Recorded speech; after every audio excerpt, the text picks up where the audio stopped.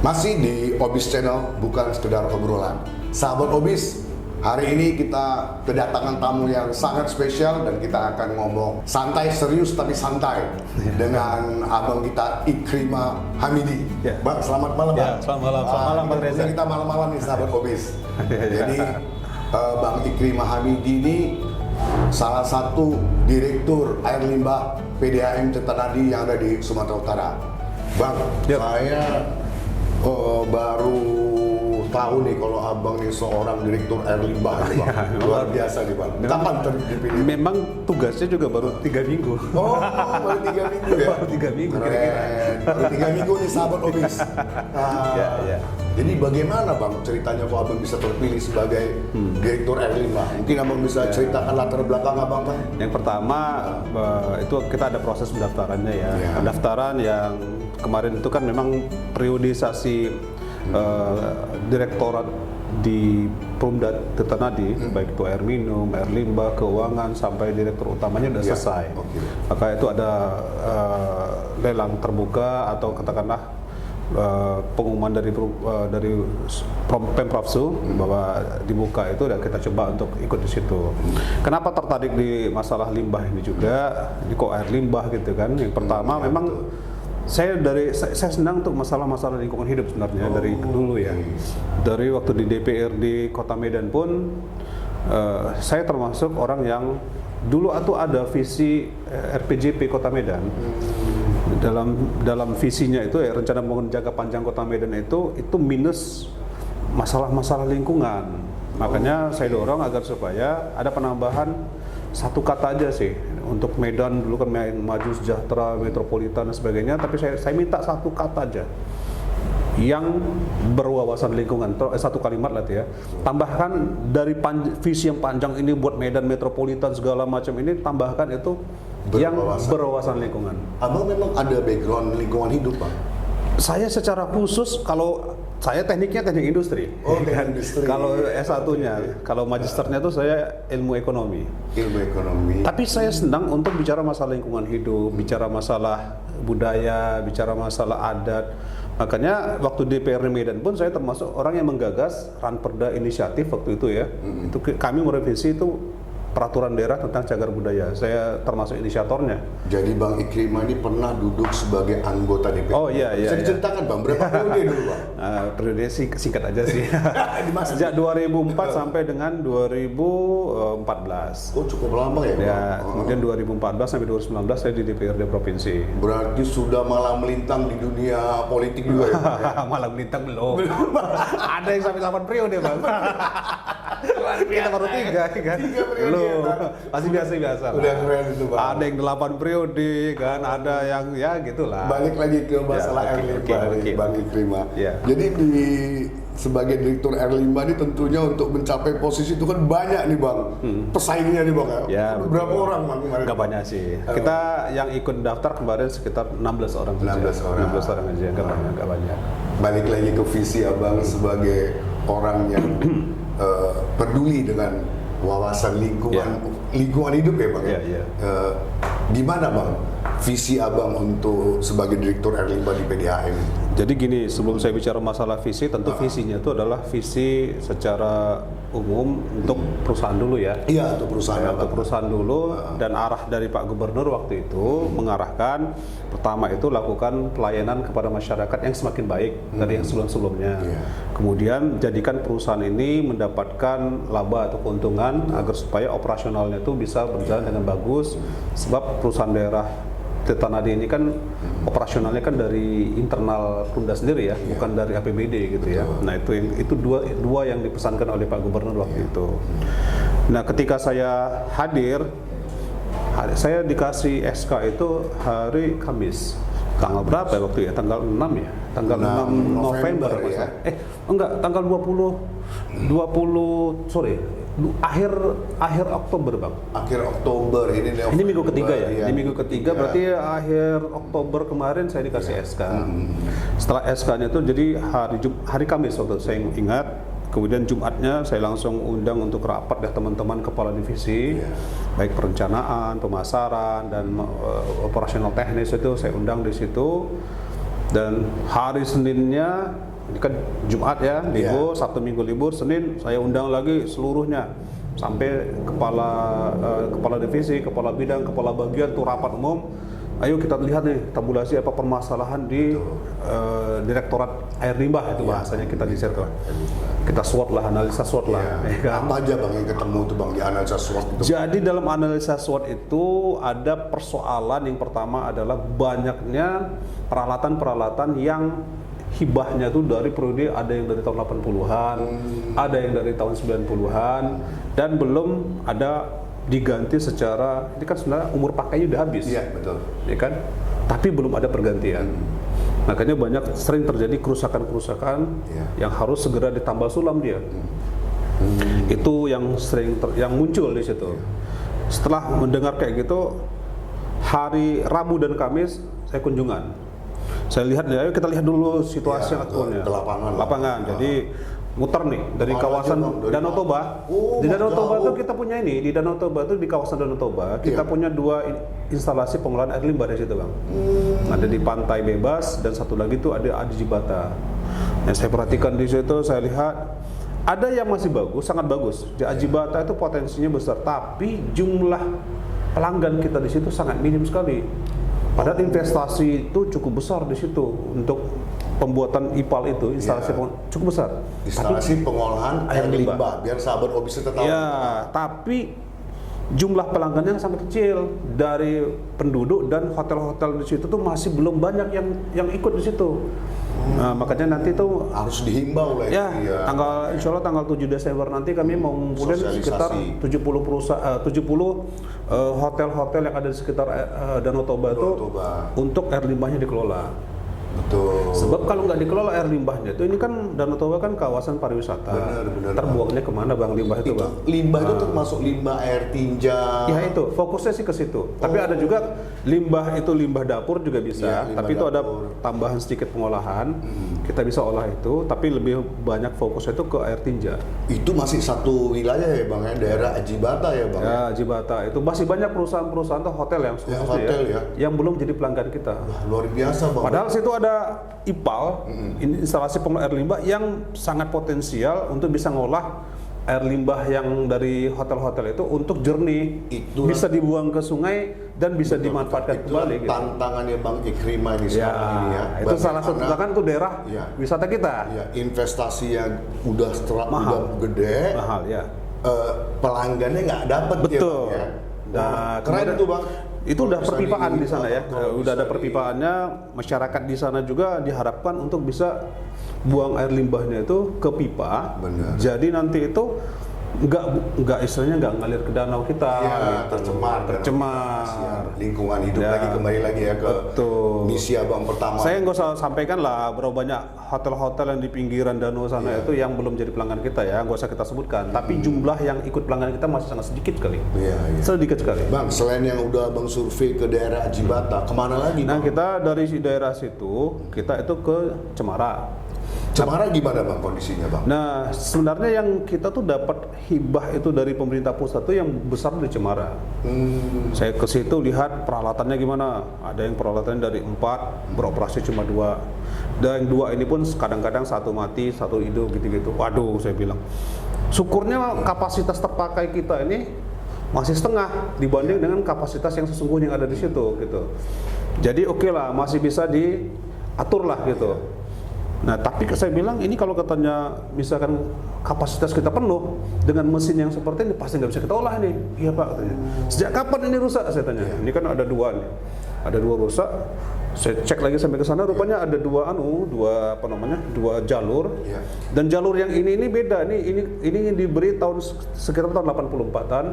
Yang satu lagi itu tahun 90-an. Jalur yang kedua ini udah pada rusak semua nih mesin-mesinnya. Berarti harus diperbaiki lah Bang. Ya, diperbaiki atau mungkin harus diganti. Diganti lah Bang. Ya, supaya maksimal ya Bang. Bolak-balik katanya udah diperbaiki, Pak. Kita nggak ngerti lagi nih gimana Pak. Sekitar 2 bulan setelah perbaikan nggak bisa lagi Pak. Nggak bagus lagi Pak. Aduh. Bang, gitu. apa ada Bang di daerah Kota Medan ini beberapa daerah atau lingkungan atau ruko-ruko di Kota Medan ini yang tidak ada pembuangan air limbahnya, Bang? Seperti pembuangan tinja atau apa?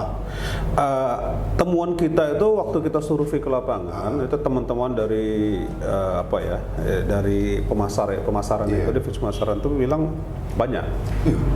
Itu gimana, Bang, solusinya, Bang? Jadi yang pertama ya di salah satu kawasan di inti kota juga tuh ada ruko-ruko yang nggak punya septic tank. Waduh. Jadi udah pasti buangnya langsung ke paret. Got ya, Bang, ya? Ya, Paret lah ya. kalau daerah kata Medan, anak Medan bilang paret. Paret. Ya, kan? Aduh. Kalau Bang Reza Jakarta, got.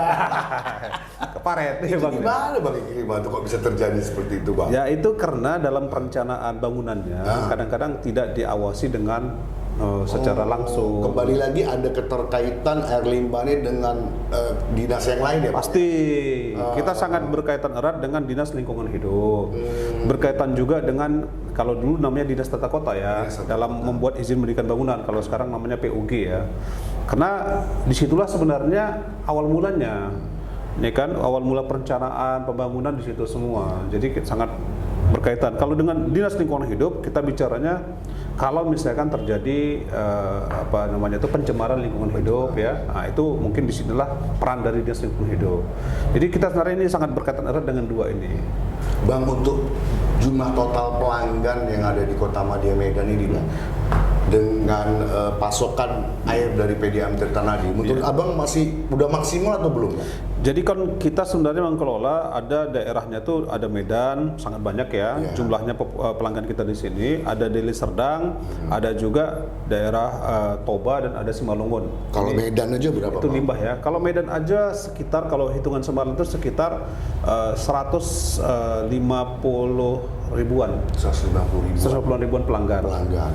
Itu masih bisa ditingkatkan? Masih bisa, sebab rumah ya, bukan rumah tangga ya. Rumah di Kota Medan ini perkiraannya sekitar 700.000. Harusnya pendapatan PDAM Tirtanadi bisa lebih mantap ya, Bang ya?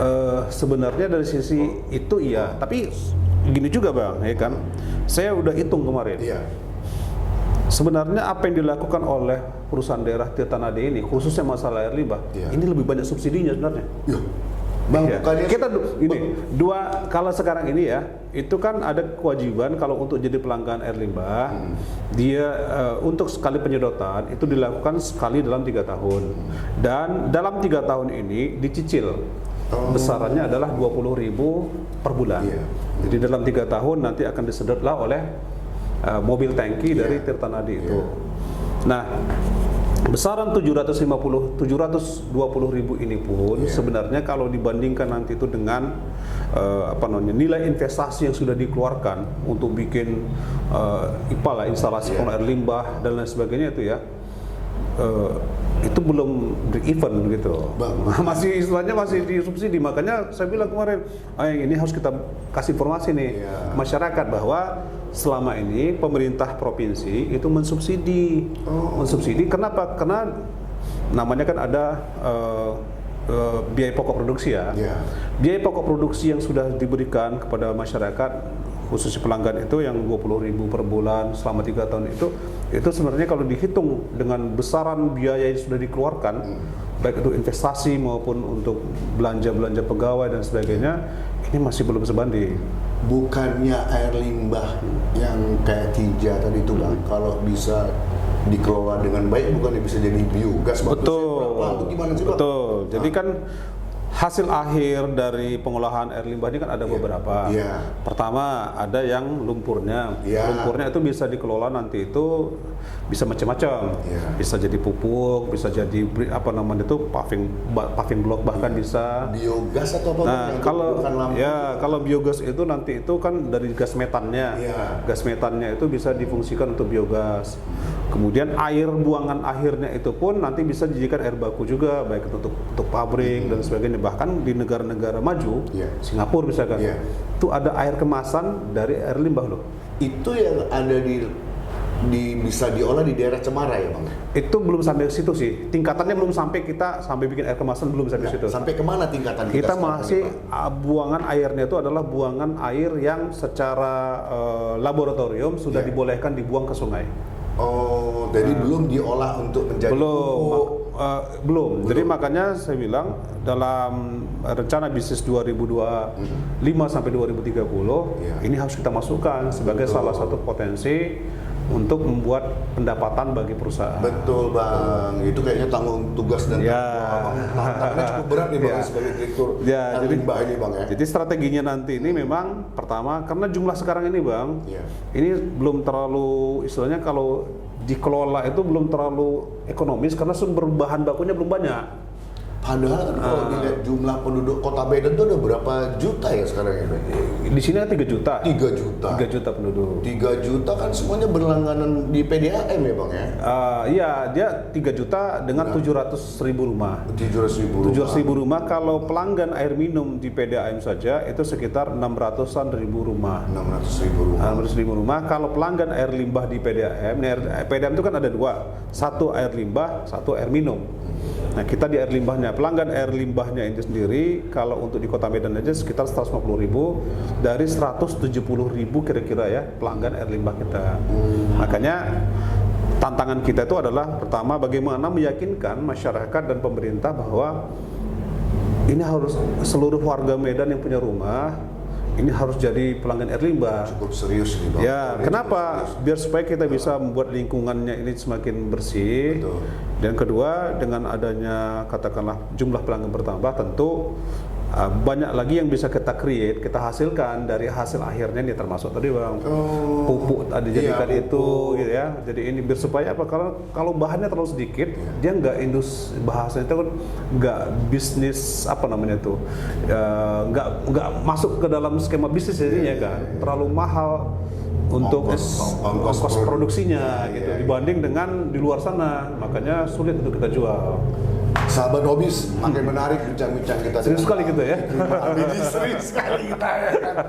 Bang, kira-kira nih Bang, apa himbauan Abang untuk masyarakat Kota Medan atau Provinsi Sumatera Utara kan Bang? Ya, betul. Air limbah ini kan di bawah Abang Provinsi Sumatera Utara ya? Ya, kita coba Abang himbau dulu lah ke sahabat Hobis kita ini atau semua masyarakat Kota Medan. Pertama kalau himbauan nih ya, untuk masyarakat Sumatera Utara lah khususnya. Pertama dari sisi aturan sebenarnya kita udah punya undang-undang tentang lingkungan hidup.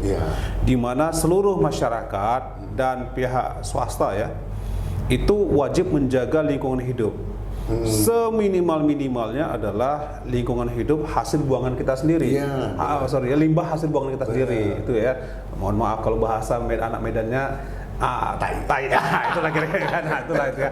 Itu yang kita kelola. Itu Bang, jangan sampai. Itu harus diperhatikan. Jangan sampai lagi sahabat Hobis ada orang bangun sesuatu nggak ada pembuangan tinja septic tank. Betul. Bener ya Bang? Betul. Luar biasa itu Bang, Kota Medan Bang. Ada, tapi bukan semua nih ya. Iya. Nggak enak dibilang Kota Medan soal kayak gitu. Enggak, ini ada beberapa daerah-daerah yang nggak ada septic tanknya gitu loh. Padahal bangunan tinggi gitu kan. Sesuai dengan himbauan Bang Ikrimah Hamidi sebagai Direktur Air Limbah yang peduli dengan lingkungan hidup. Itu kan Bang. Ya, jadi kalau kalau kita kelola itu keuntungannya tidak hanya untuk pribadi atau keluarga. Sebab kalau katanya itu bermasalah Bang, pusing kita Bang. Septic tank penuh katanya, mau dibuang kemana, mau nyiram nggak kan pusing kan. Apalagi kalau tamu datang katanya, wah itu makin berapi. Makanya ini yang kita jaga, termasuklah untuk lingkungan hidupnya. Jadi istilahnya kita kadang asik itu ya nonton di Jepang misalkan di paritnya itu bisa hidup ikan-ikan gitu ya. Nah, kita bayangkanlah misalkan kalau kita datang ke depan parit kita, ikannya bagus, ikan koi. Itu Jepang. Kalau di sini, nanti Abang buat itu. Saya yakin tuh Bang, 5 tahun lagi bisa Abang buat. Makanya itu impian juga ya, bahwa dengan lingkungan hidup yang baik, ini efeknya juga akan banyak hidup jadi semakin enak, ya kan? Jadi stres berkurang dan lain sebagainya gitu. Terakhir, Bang, kira-kira target-target Abang yang dalam waktu dekat ini yang ingin Abang capai apa kira Bang? Yang pertama, saya ingin memperbaiki mesin-mesin yang ada di sana dengan cara Bang Ikrimah. Karena kita kalau mau mengelola secara maksimal, tentu kita harus perbaiki mesin. Datang nanti bahan bakunya di sana mesinnya nggak bagus, gimana dikelola? Kan gitu. Jadi saya target dalam waktu dekat, saya tabulasi seluruh permasalahan, hitung berapa biaya, cari anggaran dulu ini. Saya sudah sedikit keliling juga termasuk sama teman-teman DPR RI, cari anggaran untuk bisa nanti 2026 itu diperbaiki. Setelah itu masuklah pelanggan-pelanggan secara maksimal nanti bisa kita kelola, dan nanti outputnya nanti itu bisa dimaksimalkan juga. Baik airnya nanti itu bisa dikelola untuk air baku industri. Jadi industri-industri itu jangan nggak perlu lagi nanti nyedot-nyedot air tanah, ya kan? Kemudian juga limbah lumpurnya itu bisa dipakai untuk pupuk dan sebagainya, bahkan bisa dikembangkan untuk tadi listrik ya, pakai gas, biogas ya, biogasnya itu. Bukan ya, biogas itu untuk gas ya, bukan listrik. Listrik ya. Itu dia. Sahabat Hobis, ini bincang-bincang kita yang sangat keren dengan Direktur Air Limbah PDAM Tirtanadi Bang Ikrimah Hamidi. Kalau kita ngobrol terus kayaknya ini nggak selesai. Ya pasti. Dan dia adalah orang yang sangat sibuk dan nggak sibuk kali. Dikasih waktu kita hari ini bincang-bincang dengan beliau. Terima kasih Bang Ikrimah. Ya, makasih Bang Reza. Sukses. Abang besok mau berangkat juga kan? Semoga semoga sukses. Abang sebagai Direktur Air Limbah di PDAM, saya doakan. Hobis Channel juga mendoakan Bang Ikrimah sukses untuk program-programnya di PDAM Tirtanadi. Selamat malam. Terima kasih. Sampai ketemu Bang Reza ya. Keren banget ya Bang.